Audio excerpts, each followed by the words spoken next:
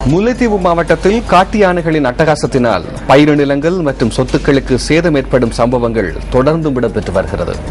நேற்றைய தினம் முந்தியன்கட்டு பகுதிக்குள் புகுந்த யானை கூட்டத்தினால் பயிர் நிலங்கள் சேதமாக்கப்பட்டுள்ளன.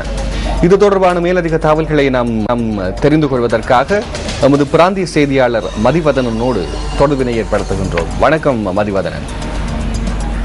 வணக்கம் அயமுகன். இங்கு முல்லைத்தீவிலே காட்டு யானைகளால் மனிதர்களுக்கு ஏற்படுகின்ற பாதிப்புகள் அண்மை காலமாக அதிகரித்து வருகிறது. குறிப்பாக நேற்றைய தினம் கூட முல்லைத்தீவு மாவட்டத்தில் இருக்கிற முத்தியன்கட்டு பகுதியில் பெருந்தொகையான பயிர் நிலங்கள், நெல் வயல்கள் மற்றும் மரக்கறி செய்கை செய்யப்பட்ட பயிர் நிலங்கள் யானைகளால் அழிக்கப்பட்டுள்ளது.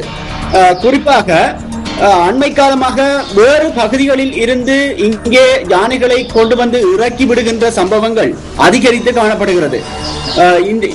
இங்கே கொண்டு இறக்கி விடப்படுகின்ற யானைகள் மனிதர்களால் திரட்டப்படுகின்ற போதும் அவை இலகுவில் காடுகளுக்குள் சென்று விடுவதில்லை என்றும் மக்கள் குறைபடுகின்றனர்.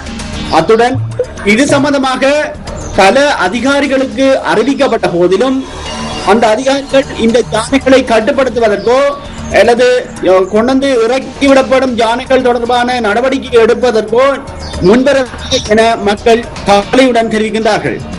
நியூஸ் செய்திகளுக்காக முல்லைத்தீவிலிருந்து விஜயகுமார், மதிவதனன்.